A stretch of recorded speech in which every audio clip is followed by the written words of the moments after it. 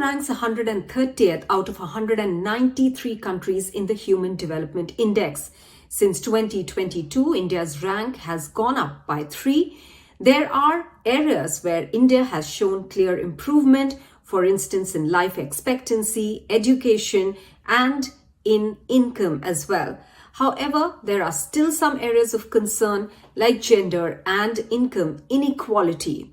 I have with me the UNDP India head, Dr. Angela Lusigi, to talk more about this. Many thanks, Dr. Lusigi, for speaking with NDTV. My first question is about the fact that India has made some improvement, but there are still areas of concern and a long way to go. How would you categorize India's performance? What are the areas which have been found satisfactory? Can you elaborate a little bit more on those? Thank you for having me. And you're absolutely right.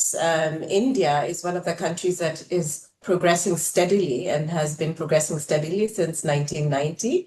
And this latest report shows that, yes, we have gone up a few places and there has been a slight improvement in human development. But really, the basis for this improvement is across the board. As you will know, in 1990, we started from a human development index level of 0.446. And to be able to have achieved 0.685 now, it shows tremendous progress. And that's in terms of the improvements in health. We've had improvements from life expectancy of only 59 to 72 today. We have seen improvements when it comes to the education outcomes as well. A child born in India today is likely to spend 12, 13 years in school. And the people who are over 25 have gone through at least 7 years of education.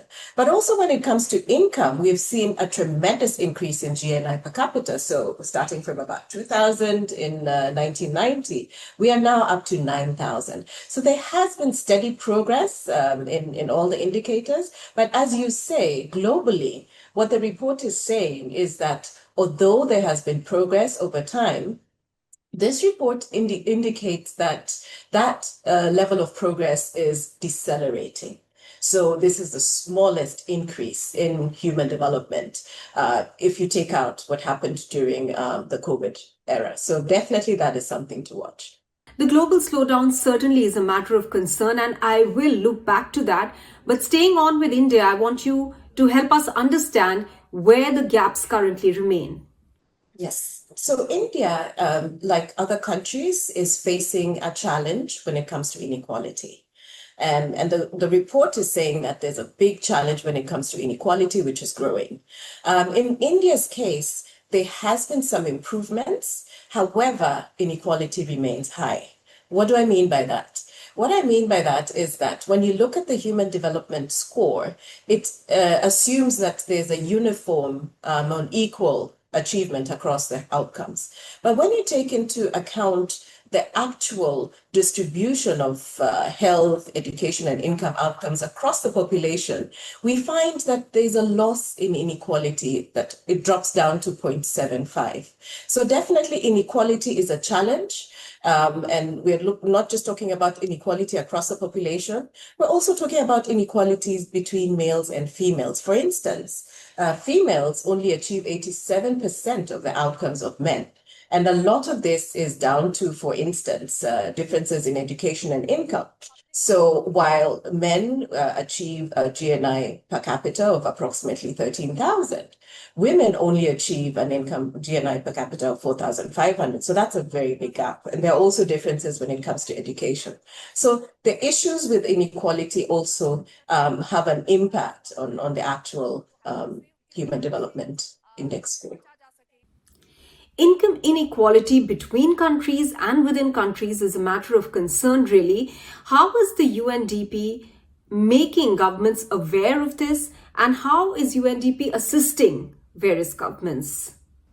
I think India is an example of a country that has shown some commitment, and really there are a lot of programs that are taking place right now to try and address this issue of inequality.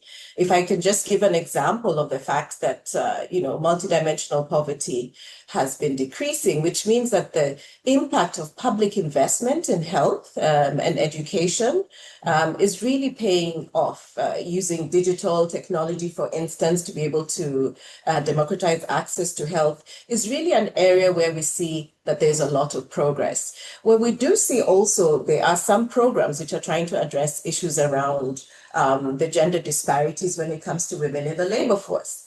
The numbers are beginning to trend up.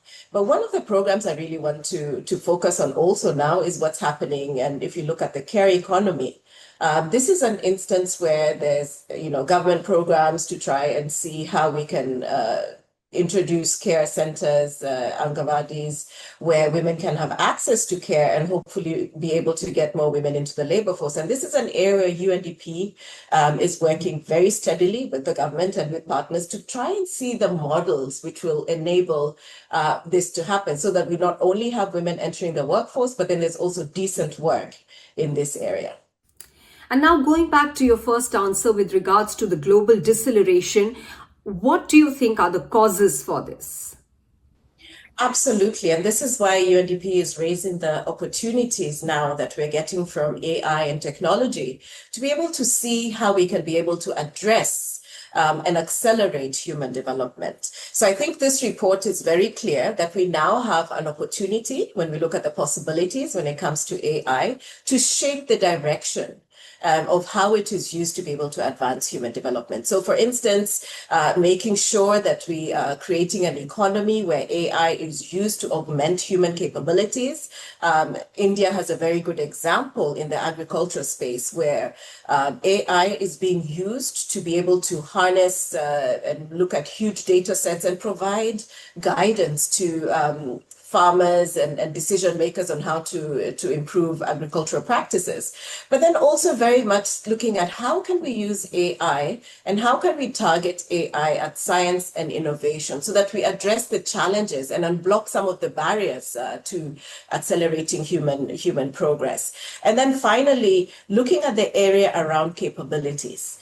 Because if we really want to make sure that AI is a tool that helps us to advance human progress, then we have to make sure that the entire population is able not only to use AI, but also to contribute to how it is being developed. And India is a very good example. It's one of the only middle-income countries that's in the AI Global Index, which shows that there is a very huge potential when it comes to skills, and also the opportunity from the digital public infrastructure. So very much looking at this as an opportunity to help us to accelerate human development. Dr. Angela Lusigi, many thanks for speaking with NDTV. Thank you so much for having me.